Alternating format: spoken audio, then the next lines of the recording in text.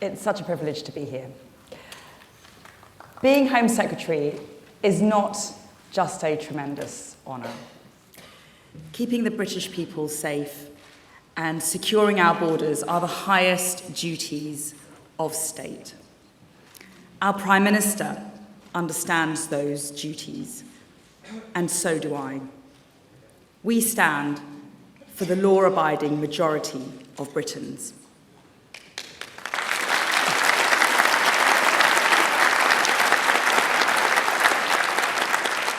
And in doing so, I draw on a long tradition of Conservative Home Secretaries who were willing to challenge failing orthodoxy. They refused to accept defeat. Michael Howard, on his first day as Home Secretary, was told that there was nothing that he could do about the inevitable rise of crime. He disagreed, and crime fell dramatically.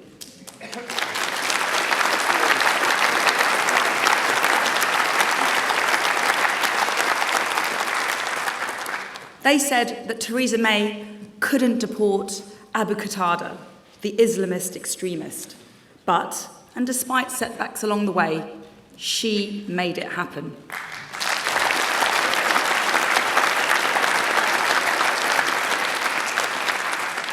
Priti Patel negotiated a groundbreaking deal with our partners in Rwanda to bring forward a new solution for the challenge of illegal migration, providing protection in Rwanda for those that need it, whilst breaking the business model of people smugglers.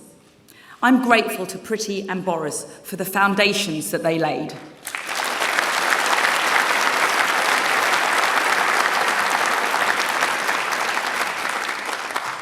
Serious violent crime has fallen, as has overall crime, excluding fraud and online theft. And we are well on the way to 20,000 additional police officers.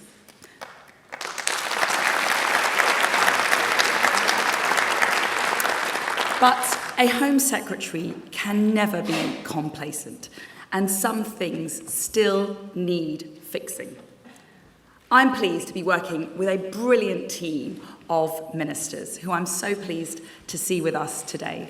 Tom Tugendhat, Tom Pursglove, Jeremy Quinn, Mims Davies, and Lord Andrew Sharp, supported by our excellent PPSs, Gareth Davies and Sean Bailey. They all bring talent and expertise to the Home Office.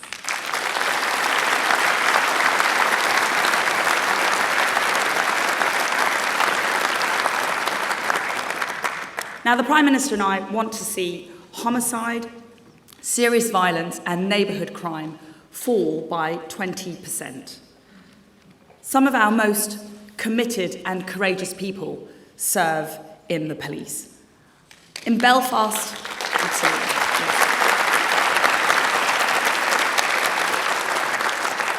In Belfast last week, I joined police leaders to pay tribute to those officers who have died in action. Their ultimate sacrifice is one for which we owe a huge debt of gratitude.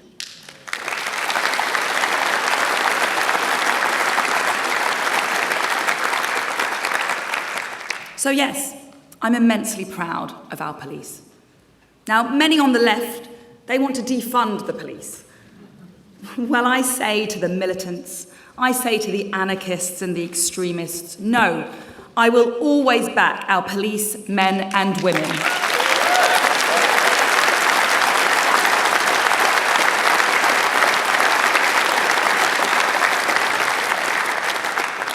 That's what being on the side of the law-abiding majority means.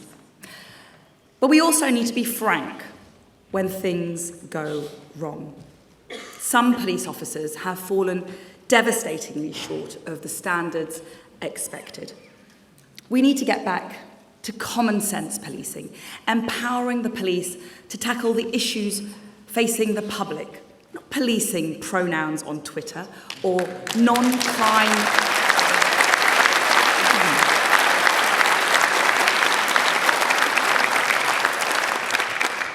Not policing non-crime hate incidents. That's why I'm very pleased to see that Greater Manchester Police, Hampshire, Bedfordshire, Northamptonshire and the Metropolitan Police have all promised now to visit the scene of every burglary.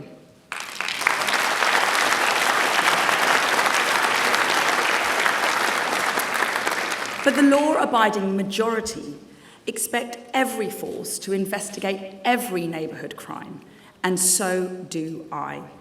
Drugs, car theft, vandalism and antisocial behaviour cannot be ignored.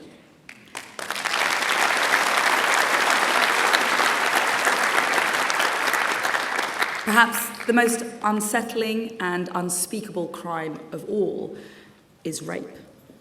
Now, as an MP and as the Attorney General, I've already seen firsthand how the system needs to do better. I can't change things overnight, but I will not accept the status quo.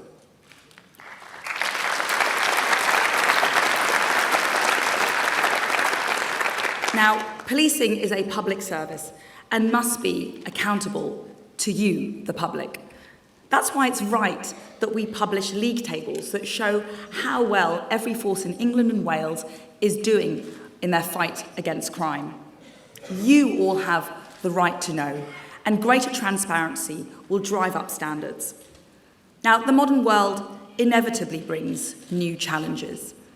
Our National Security Bill will ensure that law enforcement and intelligence agencies have the tools that they need to stay ahead of the country's ever more sophisticated adversaries. Yet everything starts from getting the basics right. We need common sense policing, unashamedly, unapologetically, on the side of the law-abiding majority.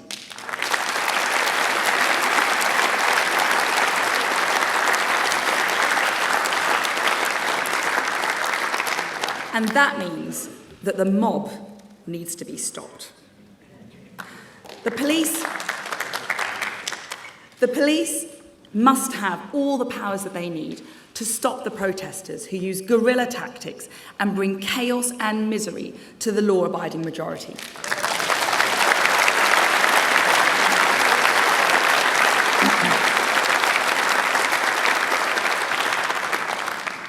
It's not a human right to vandalise property. It's not my freedom of expression to protest violently. No, you can't just start a riot or glue yourself to the roads and get away with it.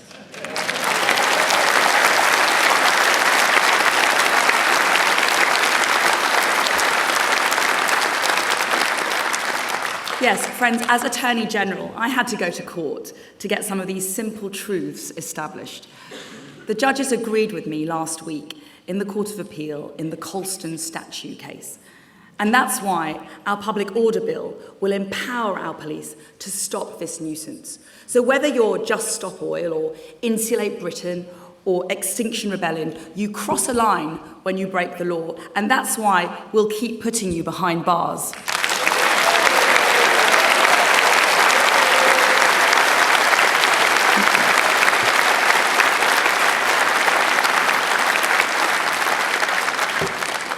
Now, it's very easy to say that the culture wars are a distraction.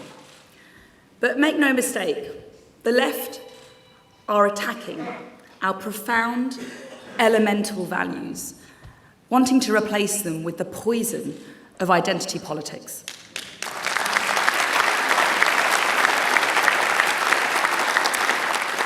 And when this poison seeps into the public sphere, it distracts our public servants from doing their real job. That philosophy dominates the Labour Party, whatever Sir Keir Starmer pretends.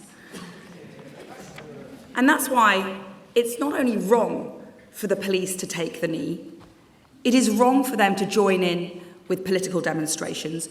It is wrong for biologically male police officers to strip search female suspects. And it's not just that pandering to identity politics is a huge waste of time. They need to stick to catching the bad guys.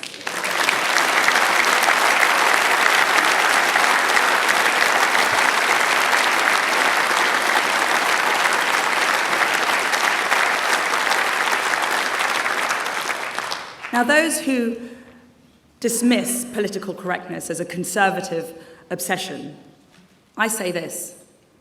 I say visit Rochdale, visit Telford. The grooming gang scandal is a stain on this country, and it's what happens when political correctness becomes more important than criminal justice. More PCs, less PC.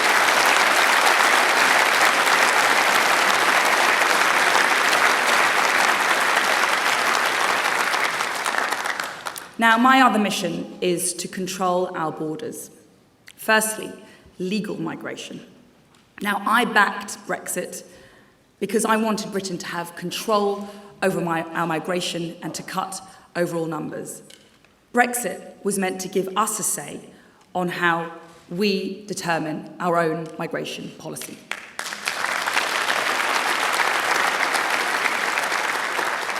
We should use our newfound control to deliver the kind of migration that grows our economy. For example, that helps projects that have stalled or builds friendships and relationships with our allies. But the truth is, parts of our system aren't delivering. We need to end the abuse of the rules, and we need to cut down on those numbers that aren't meeting the needs of our economy.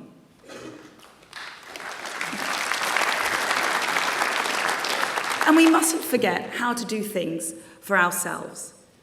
There is absolutely no reason why we can't train up enough of our own HGV drivers or butchers or fruit pickers. The way we build a high-skilled, high-wage economy is by encouraging business to invest in capital and domestic labour, not relying wholly on low-skilled foreign workers.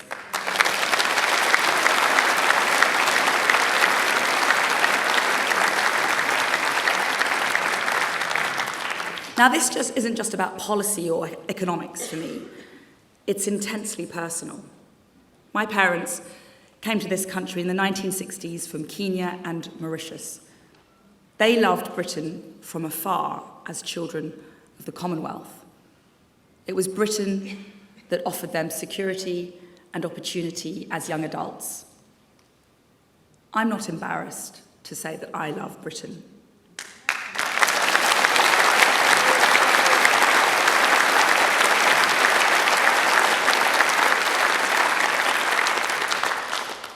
No Conservative is.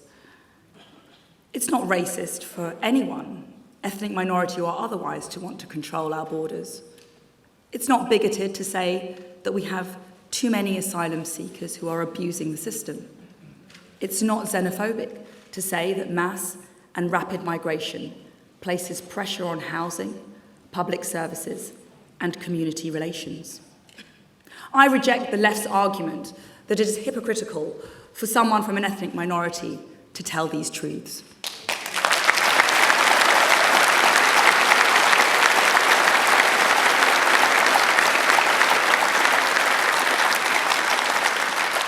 My parents came here through legal and controlled migration. They spoke the language. They threw themselves into the community. They embraced British values. When they arrived, they signed up to be part of our shared project because the United Kingdom meant something distinct. Integration was part of the quid pro quo. Now, that didn't mean abandoning their heritage, but it did mean adopting British identity, an identity of which we should all be proud.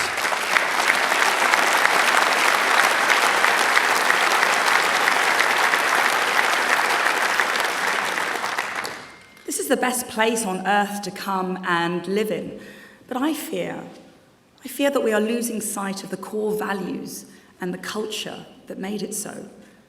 The unexamined drive towards multiculturalism as an end in itself, combined with the corrosive aspects of identity politics, has led us astray.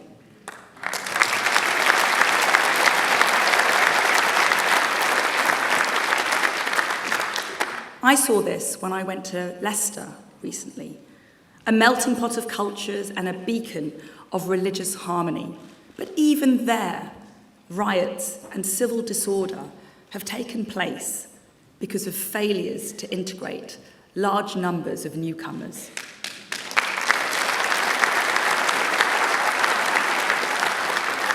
Such conflict has no place in the UK.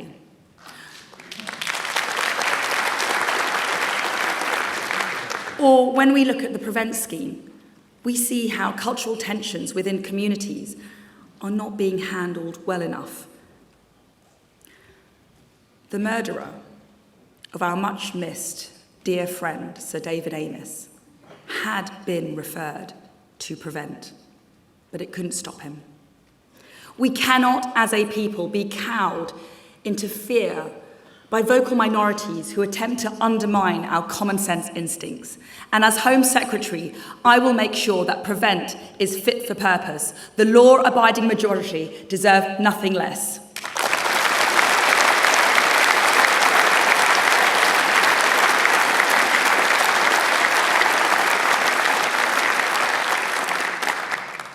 And lastly, we've got to stop the boats crossing the Channel.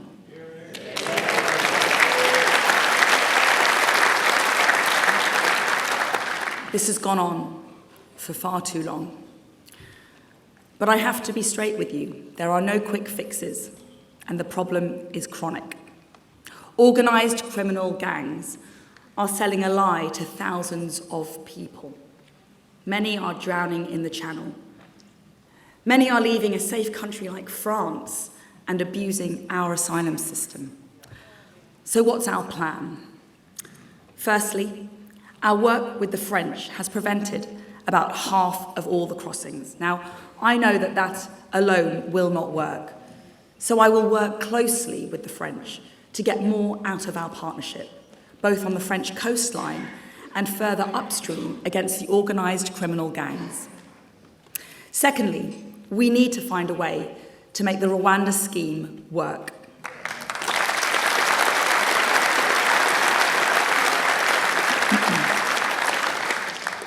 Thirdly, we need to do more to get asylum seekers out of hotels, currently costing the British taxpayer £5 million a day.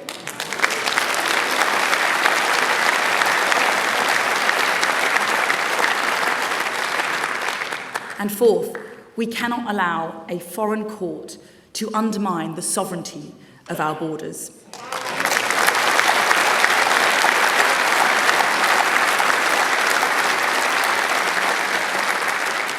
For a few months ago, the European Court of Human Rights in Strasbourg did just that. By a closed process with an unnamed judge and without any representation by the UK, a European court overrode our Supreme Court. And as a result, our first flight to Rwanda was grounded. We need to take back control.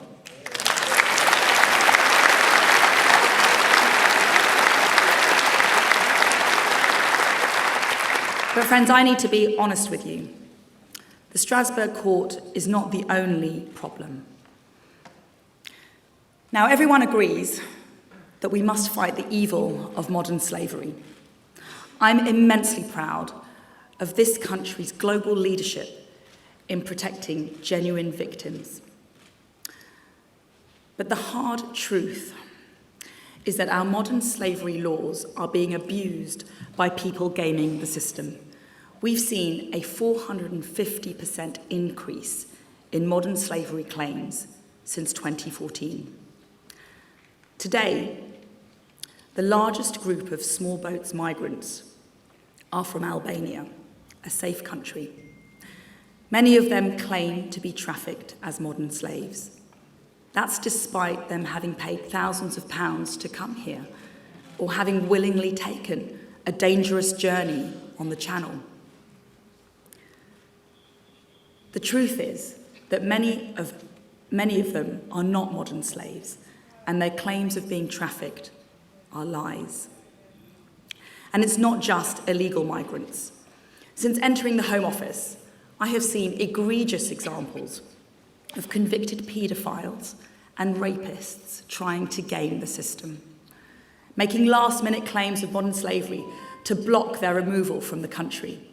Some have even gone on to commit further crimes in the interim. In one case, a convicted sex offender from South Africa had spent a year in prison. He was about to be deported from the United Kingdom, and lo and behold, he made a claim of modern slavery. Our removal was stalled, and in this time, he went on to commit a further rape.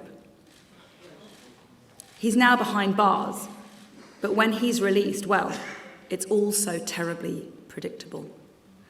In another case, a paedophile from Pakistan received 10 years in prison, but at the end of his prison sentence, he put in a spurious claim to be a modern slave. And even when he got through that process, he made a second claim, which blocked his removal. We simply cannot go on like this.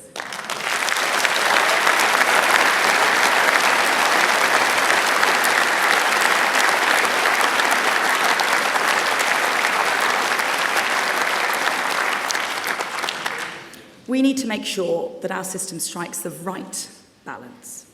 Our laws need to be resilient against abuse, whilst at the same time ensuring that we help those in genuine need. We've got a proud history of offering sanctuary to those in need, from supporting the thousands of BNOs fleeing persecution in Hong Kong, to welcoming nearly 20,000 Afghan nationals fleeing war and terror, to offering immediate refuge to thousands of Ukrainians fleeing Putin's barbarism. The UK and this Conservative government has always been there to hold out the hand of hope to those who need it most.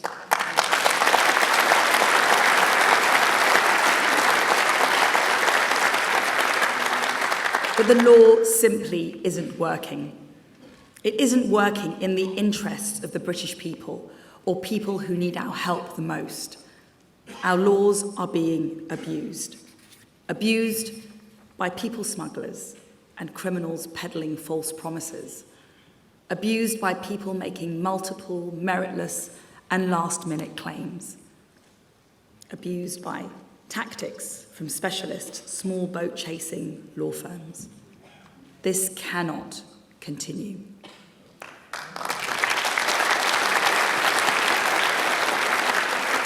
So, Conference, I will commit to you today that I will look to bring forward legislation to make it clear that the only route to the United Kingdom is through a safe and legal route.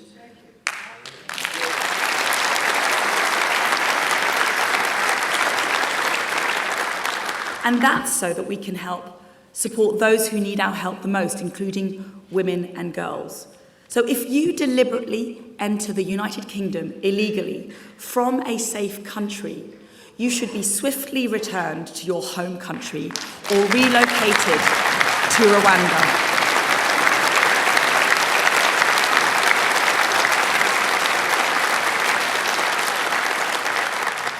That is where your asylum claim will be considered.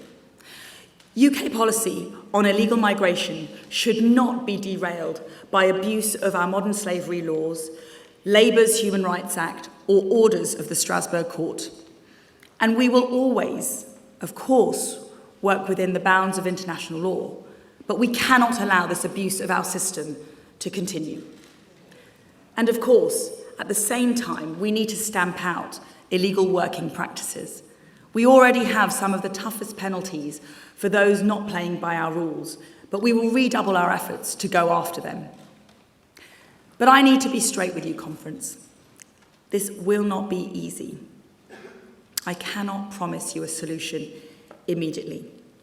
We've all heard pledges and promises, but this problem is complex and entrenched, and there are many forces working against us. The Labour Party will try to stop this. The Lib Dem will go bananas.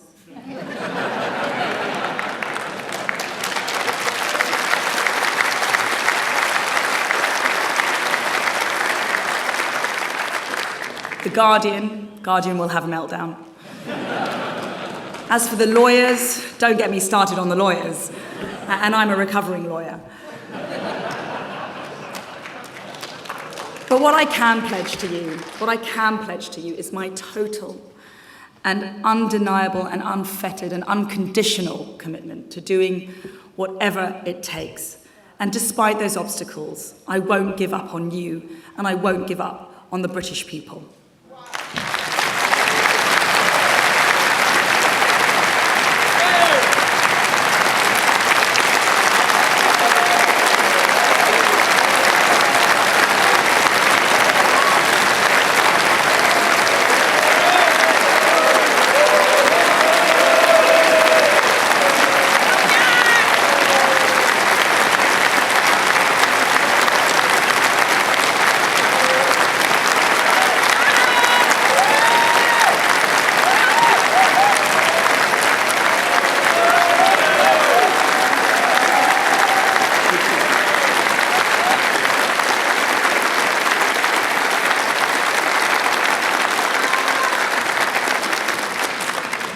Very kind of you, I hadn't actually finished.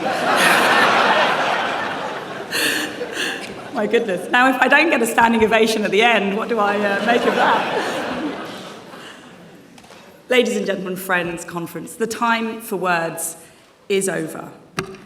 Now is the time for action. It's time to put the will of the hard-working, patriotic majority at the heart of all we do. It's time for the police to stop virtue signalling and start catching robbers and burglars. It's time to tackle the small boats, no ifs, no buts. Friends, it's time for common sense. I stand ready to serve you. I stand ready to deliver. The time is ours. The time is now. Thank you, conference.